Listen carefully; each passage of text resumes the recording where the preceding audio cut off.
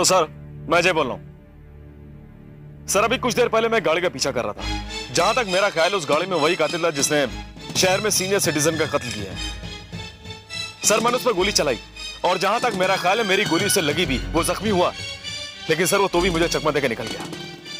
अजय इस वक्त तुम कहां हो? सर इस वक्त मैं रिंग रोड खंडाला घाट के बीच में हूं। मदर हॉस्पिटल के आसपास? नहीं सर, वो तो यहां से लगभग 10 किलोमीटर की दूरी पर है। ठीक है अजय, तुम अपना ध्यान रखो। Yes sir. मदर मेरी हॉस्पिटल कम।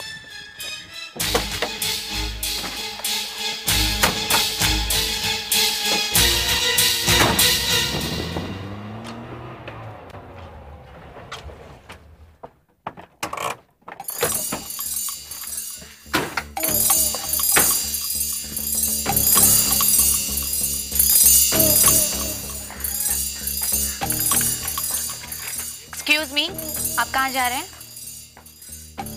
आप फादर की इजाजत के बिना अंदर नहीं जा सकते। आई एम सॉरी नर्स, मैं एसीपी विजय हूं। आप मुझे कानून सिखाने की कोशिश मत करो।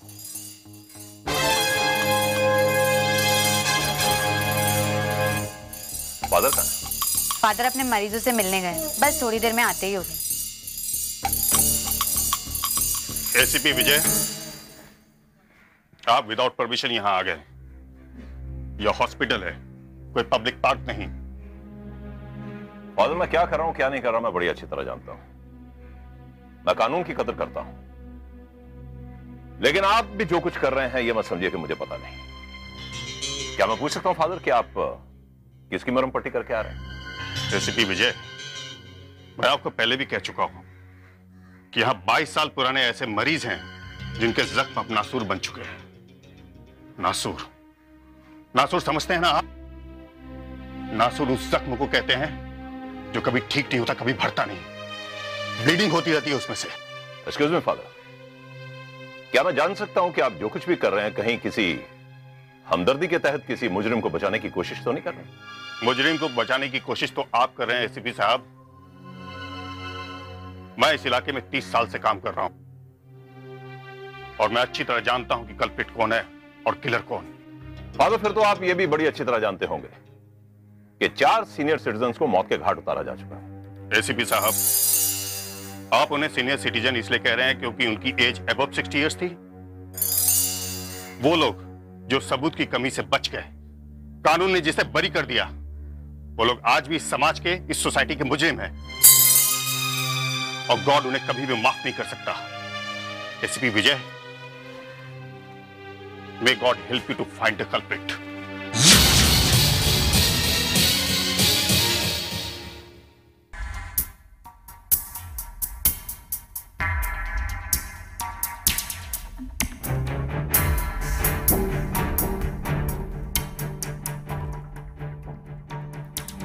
आइए सर।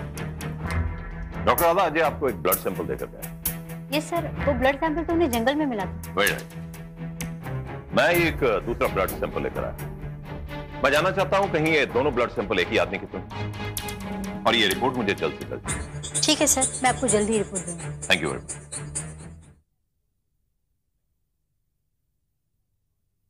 हेलो, हाँ अजय, मेरी एक बात ध्यान से सुन लो। जितनी जल्दी हो सके चावला और सानी को अपने सीक्रेट चेंबर में बुला लो, क्योंकि कातिल का अगला निशाना वही बनने वाले हैं।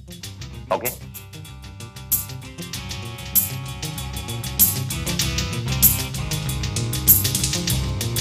आइए मिस्टर साहब। एक बात मेरी समझ में नहीं आ रही कि हम लोगों को यहाँ क्यों लाया गया? मैंने तो सोचा था कि आपको यहाँ आने का कारण मालूम। जी नहीं। एसीपी साहब प्लीज हमें बता दीजिए यहाँ आने की वजह क्या है? देखिए, सिरसा ट्रेजेडी के साथ लिंक जितने भी लोग थे उनकी हत्या की जा रही है। अभी थोड़ी देर पहले आपके बिजनेस पार्टनर मिस्टर पंकज सेठी की हत्या की। क्या? ये कोई सरफरा कातिल है जो सिरसा ट्रेजेडी के मुकदमे से बरी हुए लोगों की हत्या कर रहा है। कुल 6 लोग, जिनमें से 4 की हत्या कर दी गई। आप दोनों बचे, इसलिए जब तक कातिल पकड़ा नहीं जाता आप दोनों की जिम्मेदारी है। थैंक यू एसीपी साहब, थैंक यू वेरी मच जो आपने हमें प्रोटेक्शन दिया। लेकिन हमारी फैमिली मेंबर्स का क्या होगा सर? उसका आप फिक्र मत कीजिए। आपकी फैमिली को प्रोटेक्शन दे दी गई। वैसे अभी तक हमारे सामने कोई ऐसा वाकया तो नहीं आया कि आप लोगों की फैमिली को कुछ कहा। आइए बैठिए, मैं आपको बताऊं। बैठिए। थैंक्स। Thank you. बैठिए। देखिए, मुझे आपसे एक पुरानी बात पूछनी है। आप लोगों ने सिरसा ट्रेजेडी विक्टिम्स के परिवारों को कुछ फंड्स दिया? जी हाँ, जहां तक मुझे याद है कोई 40 परिवार थे जिनके बच्चों के लिए हमने घर, स्कूल और कॉलेज की पढ़ाई के लिए खर्चे दिए थे। अपनी तरफ से जितनी भी हो सकती थी हमने उनकी मदद की थी। हालांकि इस पूरे मामले में हम लोग बेकसूर थे, सारी गलती हमारे ओवरसीयर्स की थी। यह भी सच है कि उसमें से कुछ ओवरसीयर्स ऐसे थे जिन पर हम यकीन करते थे। हम लोग छूट गए और गुनहगारों को सजा हुई। गुनहगार? Thank you mister Chawla. Thank you mister. अब बेफिक्र रहिए, आप यहां सुरक्षित। Thank you very much. मैं चलता हूं।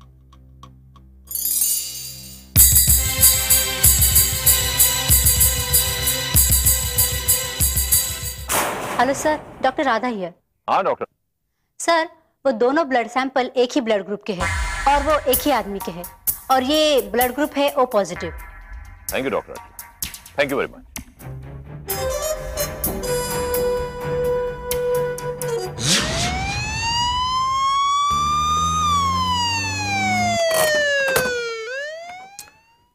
ये जनार्दन साहब कह रहे थे?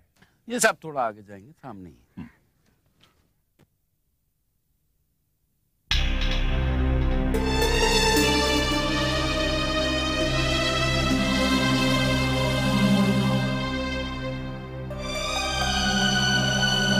मिस्टर जनार्दन। कौन?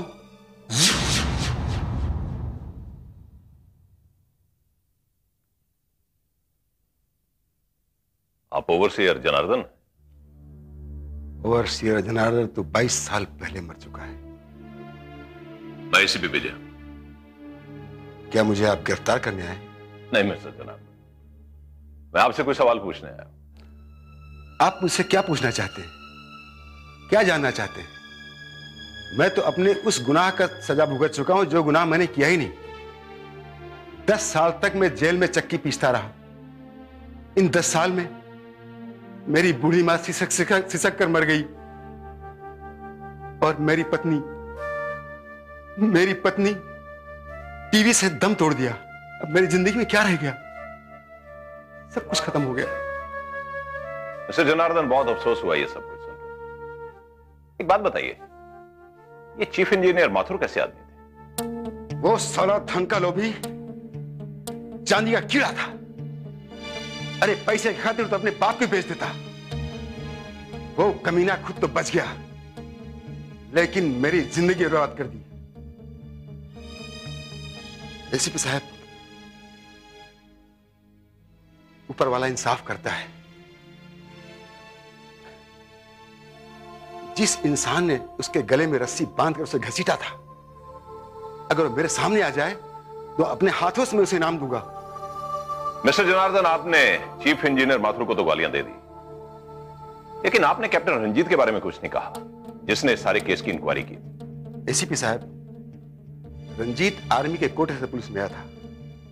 वो एक जुझारू, होनहार, लगनशील पुलिस ऑफिसर था और उसने सारे मुजरिमों को अपने घेरे में ले लिया था। लेकिन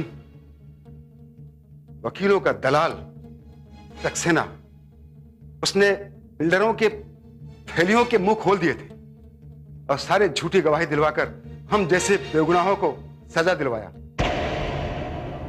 एसीपी साहब, अब ये सारे के सारे एक एक करके मारे जा रहे हैं। ये मेरी मां, मेरी पत्नी, मेरा कैरियर, मेरी जिंदगी के दुश्मन थे।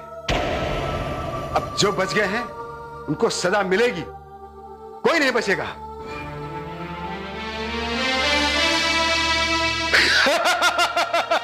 कोई नहीं बचेगा एसीपी साहब, अब कोई नहीं बचेगा।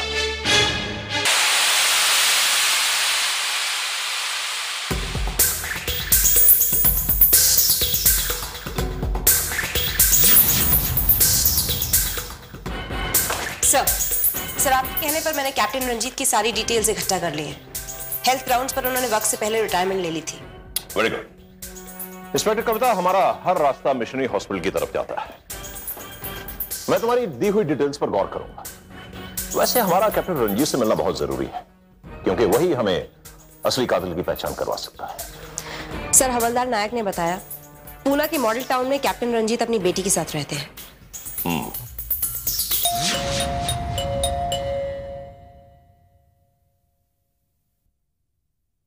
यस मैं एसीपी विजय हूं। आइए बैठिए। Thank you. मैं सुमन, कहिए। मैं कैप्टन रंजीत से मिलने आया। पापा तो इस दुनिया में नहीं रहे। क्या? हाँ एसीपी साहब, ये बात तो सारी दुनिया जानती है। आज से 22 साल पहले सिरसा डैम ट्रेजेडी हुई थी। उस केस की इंक्वायरी मेरे पापा ने की थी। जो लोग गुनहगार थे उन्हें तो छोड़ दिया गया, लेकिन जो लोग निर्दोष थे उन्हें सजा दी गई। मेरे पापा आर्मी से सिविल सर्विस में गए थे, इसीलिए वे डिसिप्लिन तो नहीं तोड़ पाए, पर इस बात का उनके दिमाग पर इतना गहरा असर हुआ कि वो अपना मानसिक संतुलन खो बैठे। इसीलिए उन्होंने अपनी जिंदगी के कई साल मेंटल असाइलम में गुजारे थे। Very sad miss. I am sorry, ये सब कुछ बताने में आपको तकलीफ हो रही है। नहीं एसीपी साहब, ये जख्म तो मेरे साथ जिंदगी भर रहेंगे। जब पापा असाइलम में थे तब हमारे हालात कुछ ठीक नहीं थे। मां से ये दुख बर्दाश्त नहीं हुआ, इसीलिए 3 साल पहले उनकी भी डेथ हो गई। सॉरी मिस, डेस्टिनी ने आपके साथ बड़ा भयंकर मजाक किया है। नहीं एसीपी साहब, ये खेल डेस्टिनी ने नहीं खेला। ये खेल खेलने वाले तो वो लोग हैं जो पैसे और दौलत के बलबूते पर गवाहों और शहादतों को खरीदते हैं। वो लोग लोगों को डराते हैं, धमकाते हैं, खुद तो कानून की शिकंजे से बच निकलते हैं, लेकिन बहुत लोगों को मर के जीने के लिए कमजोर कर जाते हैं। मेरे पापा का करियर तो खत्म हो गया, वरना इस केस के लिए तो उन्हें गोल्ड मेडल जरूर मिलता। Thank you miss. एक काम कीजिए, ये मेरा कार्ड रखिए। अगर किसी काम की जरूरत पड़े तो मुझे फोन कर लें। Thank you. Thank you.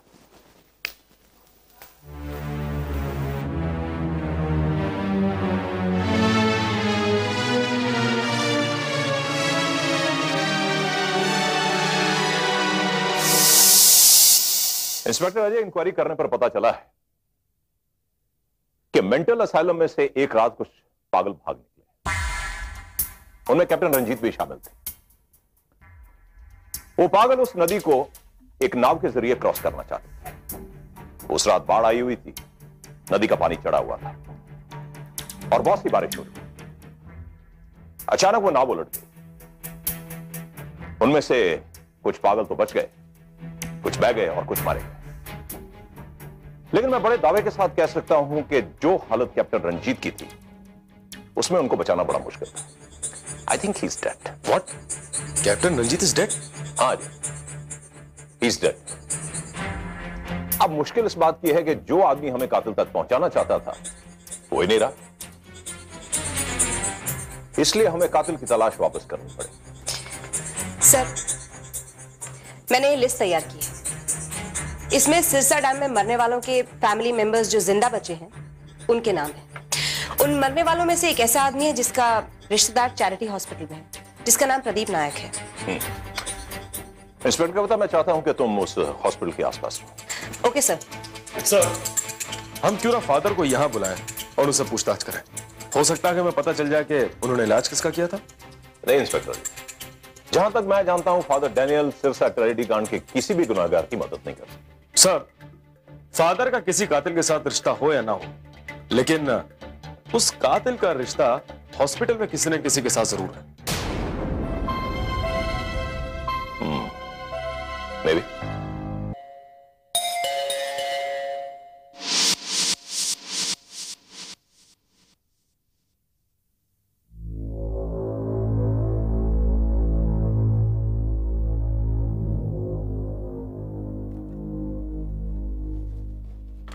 Yes, मैं प्रदीप नायक, क्या मैं आपसे 2 मिनट बात कर सकता हूँ?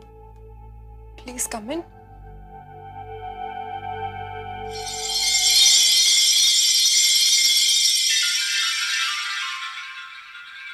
थैंक्स। देखिए, मैं आपके फादर कैप्टन रंजीत जी का जबरदस्त फैन हूँ और मैं उस फैमिली से बिलोंग करता हूँ जो सिरसा डैम ट्रेजेडी की विक्टिम थी। उस ट्रेजेडी में मेरी माँ, 2 बहनें और एक भाई मारा गया। मेरे पिता 22 सालों तक मिशन अस्पताल में दुख और तकलीफें झेलते रहे। अभी कुछ दिन पहले उनकी डेथ हो गई। मुझे बहुत अफसोस हुआ ये सुनकर। सिरसा डैम ट्रेजेडी ने तो मेरे पापा को भी मुझसे छीन लिया। दरअसल मेरे आने की वजह कुछ ऐसी है। आपके पापा एक ईमानदार पुलिस ऑफिसर थे और इस डैम ट्रेजेडी में तबाह हुए लोगों को इंसाफ दिलाने में लगे रहे। दरअसल वो मेरे हीरो हैं और आज उनका जन्मदिन है, इसलिए मैं अपने हीरो की बेटी को उनके जन्मदिन पे ये फूल भेंट करने आया हूं। प्लीज। पापा के जाने के बाद मुझे तो याद ही नहीं रहा कि आज उनका जन्मदिन है। आप अगर नहीं आते तो शायद मुझे याद ही नहीं आता। जिन लोगों ने हमें इस हाल में पहुंचाया है वो अपने किए की सजा भुगत रहे हैं। मिस्टर प्रदीप, क्या उन लोगों को सजा मिलने से आपका परिवार या मेरे पापा लौट आएंगे? नहीं, मगर फिर कोई भी गुनाहगार दोबारा ऐसे गुनाह करने की हिम्मत नहीं कर सकेगा। आपने बिल्कुल ठीक कहा। जुर्म को अगर रोका ना जाए तो बार बार अपना सर उठाता है। By the way, I am inspector Ajay, Mumbai crime branch. Mister Pradeep, आपको मेरे साथ चलना होगा। इंस्पेक्टर? नहीं मिस सुमन, यह मामला बहुत गंभीर है। 4 हत्या। अब चलिए प्लीज।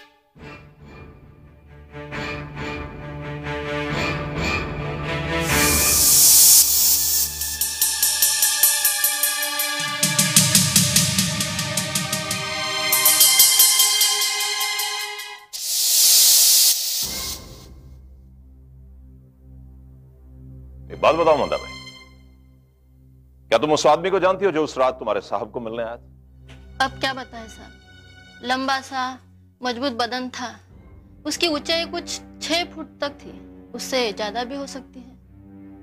मंदा भाई, उसके चेहरे का रंग, आंखें, बालों का रंग कुछ तो याद होगा तुम्हें? रात का समय था, ठीक लाइट बिजली भी कुछ बराबर से नहीं थी, कुछ दिखाई नहीं दे रहा था। उसका चेहरा चौड़ा था और उसकी आंखें, उसके सिर पे हेड पे नहीं थी साहब। गौर से देखकर बताओ, कहीं ये आदमी वही तो नहीं?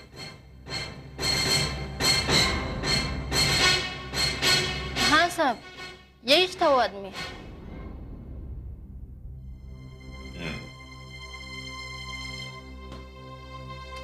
ठीक है मतलब भाई, तुम जा सकते।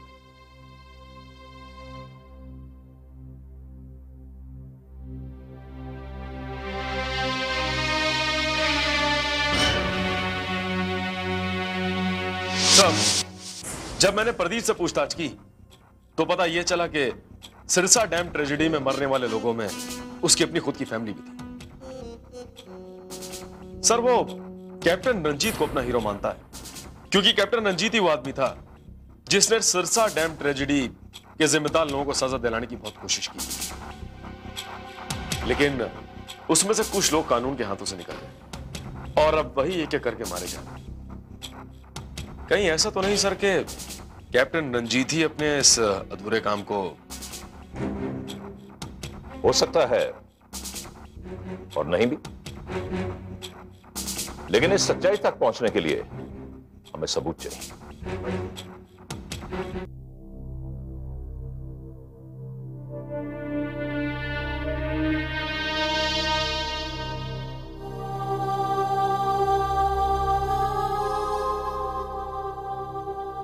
आपके बिना जिंदगी कितनी सुनी सुनी हो गई। अब मैं क्या करूं? मिस माथुर। आप? जी हाँ मिस माथुर, जब आपसे पहली बार मिला था तब आपसे बात नहीं हो पाई थी। पति की मौत की वजह से आपकी हालत ठीक नहीं थी। हालात तो आज भी वैसे ही हैं। जब किसी के पति की मौत हो जाती है ना, उसकी पत्नी भी खत्म हो जाती है। और फिर मेरे जैसी पत्नी जिसकी कोई औलाद ना हो,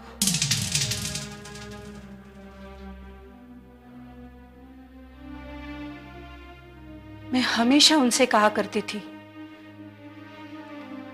ये लालच किसके लिए?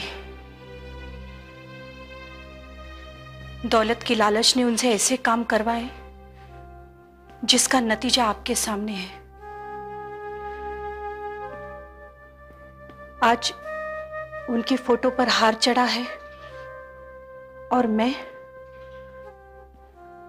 अपनी सुनी मांग लिए आपके सामने खड़ी हूं। मिसेस माथुर, जब बिल्डर जगताप की डेथ हुई, मिस्टर माथुर ने कैसे रिएक्ट किया था? वो बहुत घबरा गए थे। उन्हें ऐसे फोन भी आया करते थे। उन्होंने घर से बाहर निकलना ही बंद कर दिया था। सारे बाहर के काम मैं ही करती थी। लेकिन उनकी मौत तो पार्क में हुई थी, अकेले। हाँ, मैं जानती हूं। उनकी मौत होने से एक दिन पहले मैं मार्केट से सब्जी लेकर आ रही थी, तो मैंने एक आदमी को घर से बाहर निकलते हुए देखा। मैंने माथुर साहब से पूछा भी,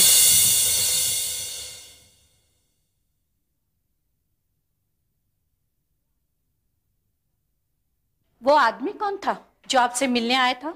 अरे भाई, वो मेरा एक ऐसा दोस्त है जिसने मुझे जीने की आजादी दी। अब मैं बड़े इत्मीनान से बिना किसी डर के बाहर जा सकता हूँ, घूम फिर सकता हूँ। और मेरे मन के अंदर बैठा हुआ डर अब भाई बिल्कुल निकल गया। हाँ। मन का डर? किससे था ये डर? अरे भाई, तुम्हें क्या लगता है कि जगताप को किसी आतंकवादी ने उड़ा दिया? नहीं, वो एक ऐसा आदमी है जिसे सिरसा डैम की सारी सच्चाइयों का पता है। वो जगताप से मिलने गया था, लेकिन जगताप ने उसकी बात नहीं मानी और जगताप मार दिया गया। मैंने उसकी बात मान ली और फिर मैंने उसे अपनी हिफाजत के लिए रख भी लिया। अब मैं चैन से जीऊंगा। भाई, चोर चोर मौसूरे भाई होते हैं। मैं भी चोर और वो भी चोर। पर वो आदमी कौन था? तुम्हें जानकर क्या करोगी?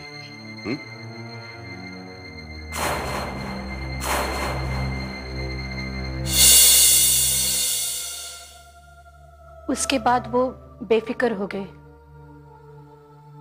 रात को आराम से सोए और सुबह उठकर मॉर्निंग वॉक पर चले गए और